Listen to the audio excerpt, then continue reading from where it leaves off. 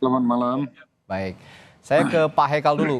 Eh, Pak Hekal, kalau 12% ini berlaku untuk barang mewah, padahal kan di Undang-Undang HPP itu kan tidak disebutkan khusus seperti itu. Undang-undangnya ini yang akan diubah atau nanti akan dibuatkan perpu kira-kira? Kita justru tidak merubah undang-undang ataupun bikin perpu. Ini kan Oke, langkah yang diambil dengan harapan bahwa masyarakat keluhannya atau kekhawatirannya bisa terakomodir, tapi di sisi lain kita juga tidak melanggar undang-undang. hmm, Memang di dalam undang-undang itu kan cuman menyatakan bahwa harus ada PPN yang 12%. ya, Dan itu dimulai di tanggal 1 Januari 2025. Dan tadi juga menjadi hal isu yang diangkat di sidang penutupan paripurna. Ada aspirasi dari masyarakat tentunya, dan kita kan sudah dengar juga polemik ini udah ramai diperbincangkan, kekhawatiran tentang adanya kenaikan PPN ini. Sehingga kita tadi setelah paripurna juga diundang ke istana untuk menyampaikan keluhan-keluhan ini, dan disepakati ini kesepakatan oke, politik lah kira-kira, baik. bahwa supaya kita tetap mentaati amanat daripada undang-undang, PPN kita berlakukan 12%, tapi terhadap barang-barang tertentu aja. Nah, arahannya Oke, Presiden ini kan barang-barang yang sifatnya kemewahan lah. oke. Nah, Barang ini yang penting, Pak Hekal. Eh, supaya masyarakat persepsinya juga tidak terjebak. Persepsi barang mewah ini seperti apa? Apa sudah ada klasifikasinya? Karena kita kalau sebut barang mewah sebenarnya sebelumnya sudah ada PPNBM misalnya, pertambahan nilai. Ini pun klasifikasinya belum jelas. Nah, sekarang sudah diterapkan lagi pada PPN yang akan dinaikkan untuk barang mewah katanya 12%. Bagaimana ini? Nah, ini kan kebijakan politik. Tentu menurut Presiden, malah tadi kita dengar dari Pak Dasko juga, Hmm, mungkin hari ini sudah akan dipanggil Menteri Keuangan untuk mendetailkan. ya, Kalau kita dengan Pak Presiden ini kan bahasanya kita punya keputusan politiknya seperti oke. ini, Makro begitu ya? mereka yang menjabarkan Oke. persisnya gimana ini. Hmm, Tapi oke, memang waktu kita sampai di situ, kan pastinya pemerintah juga sudah memperbincangkan ini, karena dari kemarin eh, saya juga komunikasi bahwa mereka sedang menyiapkan seperti yang disampaikan oleh Pak Menko Perekonomian, paket-paket kebijakan, antara lain kan sebetulnya bantalan-bantalan lah oke. untuk diterapkannya PPN 12% ini. Karena PPN 12% ini juga kita harus klarifikasi dulu bahwa ini kan memang sesuatu yang diputuskan pada tahun 2021. Hmm, Ini bukan usulnya Pak Prabowo, bukan ya, usulnya DPR periode sekarang, tapi ini suatu keputusan yang diambil pada tahun 2021. Ada dua tanggal yang dinyatakan spesifik, yaitu di pasal 7 ayat 1-nya adalah meningkat dari 10 menjadi 11 pada kalau nggak salah 1 April 2022, lalu meningkat dari 11 menjadi 12 pada tanggal 1 Januari 2025. Nah, di luar itu juga berkembang spekulasi, bukan spekulasi, berkembang narasi bahwa DPR dan pemerintah bisa merubah ini di dalam range 5-15%. Itu benar. Itu diamanatkan oke. pada ayat ketiganya, bahwa PPN ini tergantung situasi ekonomi kurang lebih bisa dinaik Oke, turunkan di dalam kisaran 5% sampai dengan 15%. oke. Tapi ayat 4-nya juga bahwa itu hanya bisa dilakukan atas usulan pemerintah, disetujui oleh DPR, dan saat pengusulannya itu adalah pada saat kita penyusunan rancangan APBN. Ya, Nah, rancangan APBN itu kan ada siklusnya. Kalau kita bicara APBN 2025 sudah dibahas pada oke. periode DPR yang Ya, kemarin. Kalau kita mau bicara siklus APBN 2026, akan dibahasnya nanti tahun depan. ya. Kalau saya simpulkan sementara pemerintah memoderasi dengan DPR begitu ya. Bagaimana ini juga tidak berdampak kemudian pada perekonomian masyarakat. Tapi saya akan ke Mas Bima. Akan berlaku hanya untuk barang mewah PPN 12% ini. POV Anda, point of view Anda bagaimana Mas Bima? Ya, pelajaran pentingnya lain kali kalau bikin undang-undang itu nggak boleh spesifik, harus pakai tanggal Tanggal, ya. Ini juga sama yang jadi catatan. ekonomi kan. Karena ini kan masalahnya kan ekonomi dinamis. Hmm, Jadi yang bikin undang-undang itu yang harus tanggung jawab salah satunya Bu Sri Mulyani. Betul, bukan era Pak Prabowo yang sekarang, tapi ya. pada saat itu kan juga fraksi-fraksi partai yang juga Ya. mendukung Pak Prabowo saat itu kan juga mengiyakan gitu ya. Jadi nggak bisa lepas konteksnya. Tapi Bu Sri Mulyani salah satu yang harus bertanggung jawab.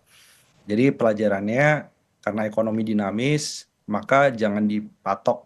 Karena kita nggak ngerti kan ke depan ekonomi naik atau turun sehingga harus bingung sehingga pemerintah secara teknis kalau dia tidak menaikkan PPN 12% dianggap melanggar konstitusi, sementara akhirnya jalan tengahnya jadi membingungkan juga bagi pelaku usaha sebenarnya kan. Hmm. Itu satu pelajaran pentingnya. Yang kedua, itu kan baru bicara soal PPN yang Oke. harusnya sebenarnya kita ingin dengar dari publik itu dari pelaku usaha terutama UMKM adalah adanya penurunan tarif PPN. Hmm. Jadi bukan hanya sekedar PPN naik kemudian negosiasi politik barang-barang mewah, tapi PPN-nya harusnya turun. Jadi yang digunakan itu pasal terkait dengan 5-15%. Ya. Berikutnya lagi soal tarif-tarif yang lainnya. Pak Prabowo belum menyampaikan soal iuran BPJS Kesehatan yang harusnya di-top up aja dengan APBN, dengan cukai minuman berpemanis misalnya, dengan cukai rokok, dibandingkan dengan menaikkan iuran BPJS Kesehatan. Karena begini, ini konteksnya efek dari banyaknya pungutan itu sudah terlihat. Jadi dalam 10 tahun terakhir, uang yang bisa dibelanjakan oleh masyarakat atau disposable income itu terus turun. Ini salah satunya kan buruh ini sebelum dia belanja, pekerja sebelum dia belanja itu sudah dipotong dari kantor misalnya untuk iuran-iuran BPJS dan Oke. segala macam. Ke depan ada dana Ya. pensiun. Jadi artinya kalau hanya bicara soal PPN itu satu hal, Mhm. tapi banyak yang pungutan dan kebijakan lainnya yang sebenarnya juga menjadi salah satu keresahan ya bagi masyarakat, bagi kelas menengah dan Oke. rentan. Nah, ini keresahan untuk kelas Ya, menengah PPN 12% ini. Nah, katanya dampaknya langsung akan terasa untuk kelas menengah ini. Tapi kalau saya kita bisa breakdown sedikit lagi soal diksi menengah ini sendiri. Kelas menengah ini untuk barang mewah. Nah, barang mewah ini kalau untuk kelas bawah juga kan relatif ya. Kalau kelas bawah makan di warteg aja udah mewah. Untuk kelas menengah apa ya? Misalnya jajan di kafe begitu itu juga sudah mewah. enggak, Terminologi tapi kalau mewah untuk ini yang bagaimana spesifik mendefinisikannya sebenarnya? PNBM itu memang sudah ada rinciannya Hmm. produk-produknya memang. Seperti mobil, mobil yang sangat mewah, helikopter, contoh ekstrimnya begitu ya. Jadi bukan bukan definisi mewah publik, tapi Ya, memang sudah ada nilai tertentu yang dikategorikan betul. mewah. Nah, tapi maksudnya begini, maksudnya ketika PPN-nya kemudian tetap 12% untuk barang-barang mewah tertentu, sementara dengan tarif existing 11% yang sekarang terjadi saja itu sebenarnya sudah memberatkan. Oke. Jadi kalau Pak Prabowo berani sebenarnya yang 11% sekarang ini bagi kebanyakan barang itu seharusnya momentum untuk diturunkan biar ada stimulus untuk konsumsi rumah tangga. Itu. Jadi pembatalan berbagai pungutan dan tarif lainnya itu juga harus dilakukan segera dan itu Ya, tidak bisa oke. dijawab dengan kompensasi berupa bansos. Nah, ini Oke, catatan buffer ya. pentingnya. Kenapa? Karena begitu tarif-tarif yang lainnya naik, itu bansos 2 sampai 3 bulan itu nggak ada artinya. Ya, oke. Kenaikan ini jangka panjang dampaknya. Pak Hekal, kalau yang jadi catatan saya juga tadi, kan dikatakan juga oleh Pak Misbahkun sebagai Ketua Komisi 11, bahwa nanti PPN ini tidak akan satu tarif jadinya ya, ada yang 11%, ada yang 12%, tergantung itemnya apa. Tapi apa nggak jelimet? Bagaimana mekanisme pembagiannya nanti biar nggak jelimet itu? Jadi tadi kan saya juga ada di situ. Itu kita habis berbincang dengan Presiden mungkin ada ber1 jam kali. Dan di dalam pembahasan itu sebetulnya beliau itu sangat concern dengan Oke. masyarakat dan apa namanya uh, uh, waktu pertama kita membicarakan urusan ini, beliau langsung menanggapi, loh saya sudah sepakat dengan apa yang kalian mengusulkan. Saya maunya ini PPN ini kalau 12% ini saya juga dengarlah keluhan daripada masyarakat. Diberlakukan kan kita juga bisa lihat spending power, purchasing power yang kalangan atas ini sebetulnya masih kuat.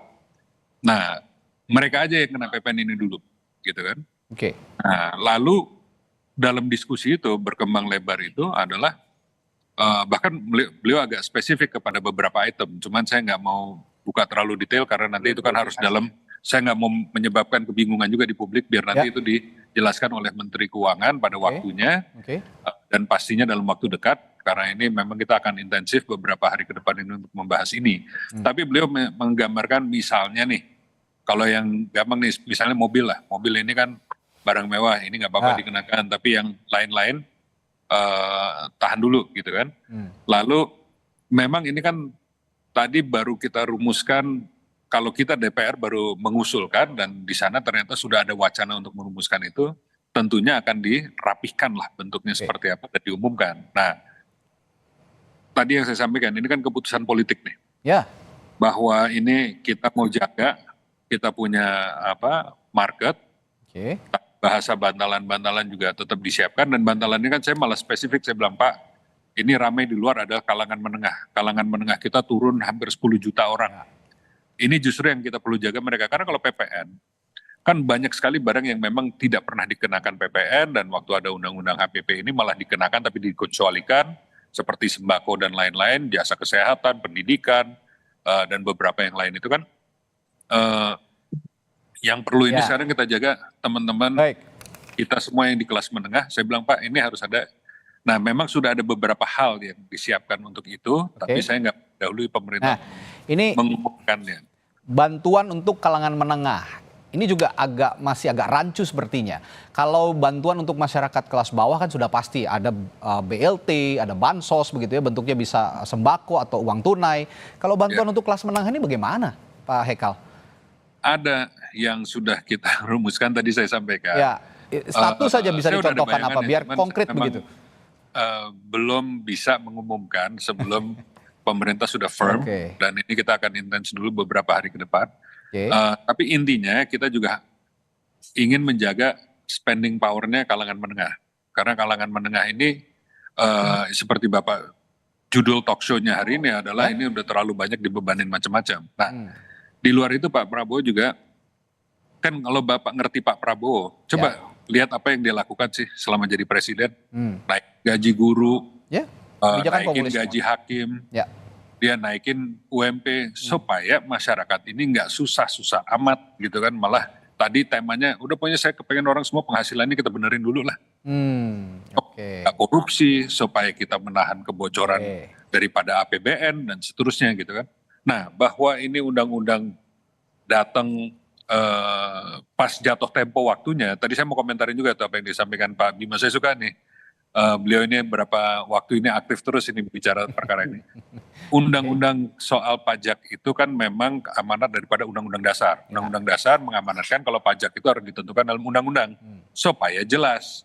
Nah, justru saya agak heran juga dulu teman saya dulu bukan di Komisi 11, saya 2 periode di Komisi 6. Tapi bahwa ini dikasih range ini kan kita sama aja memberi cek kosong kepada pemerintah gitu kan, Ya. untuk menentukan.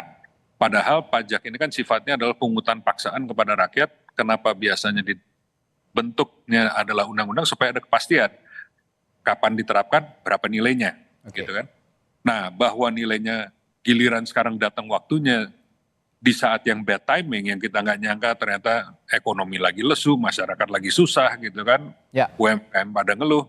Nah, sekarang tentu kita harus pikirkan gimana caranya supaya, kan kalau Pak Prabowo itu disumpah sebagai presiden itu untuk melaksanakan undang-undang dasar dan undang-undang lain turunannya gitu kan. Jadi Oke. lucu saya dengar kemarin ada omongan seakan-akan presiden bisa nurunin dengan kesepakatan DPR kapan aja, itu tidak benar gitu kan. Bahwa ini tidak memberatkan. Kalau menurut saya sih memang memberatkan. Makanya kita coba ukur di mana sih memberatkannya. Nah, disitulah kita siapkan bantalan-bantalan. Bantalan bukan bantalan sesaat aja, tapi bantalan yang kira-kira permanen sampai kita ada kebijakan lain. Omongan mengenai penurunan PPN sempat kita sampaikan juga. Jadi tadi ada 3 keputusan saya sampaikan ya waktu kita ke istana. Satu adalah PPN 12% hanya berlaku untuk barang-barang yang bersifat mewah. Nanti itu akan dijabarkan oleh pemerintah persisnya seperti apa. Kedua, untuk yang lain-lain tidak naik. Yang ketiga, atas usulan kita teman-teman di DPR untuk minta penurunan terhadap beberapa selektif juga mungkin item di PPN yang bisa diturunkan, beliau menerima dan akan dikaji dulu. Jadi itu belum janji tapi beliau menerima, menyerap aspirasinya dan memahamilah. Nah, mudah-mudahan kan begini, kalau kita kembali kepada undang-undang, memang yang wajib 1 Januari adalah penerapan 12%-nya. Kalau bicara penurunan kan kita bisa lakukan pada saat nanti pembahasan APBN gitu kan. Setelah kita bahas agak lebih matang, mana sih yang kita perlu turunin. Oke, nah penurunan yang selektif itu tadi, apakah juga itu termasuk iuran-iuran yang sudah dicanangkan juga untuk naik misalnya di tahun depan, kayak misalnya BPJS ataupun juga iuran tapera begitu? Nah, kalau BPJS itu kan pasti sudah ada patokan angkanya itu di APBN. Oke, Kalau tapera nanti saya harus cek dulu, tapi bahwa keseluruhan ini menjadi masalah terkait daya beli masyarakat, oke, ini tentu kita kaji. hmm, Ini akan menjadi concern dan saya akan bahas juga nih, karena saya dalam oke. mungkin besok membatalkan beberapa trip demi mencari solusi lah buat ini Oke. bersama.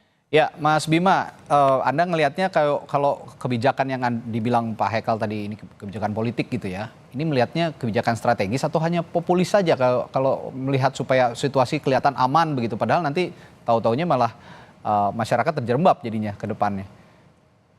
Ya, ini saya pikir kan injury time. Waktu sudah tidak terlalu banyak kan, tinggal menghitung hari bahkan sampai 1 Januari 2025.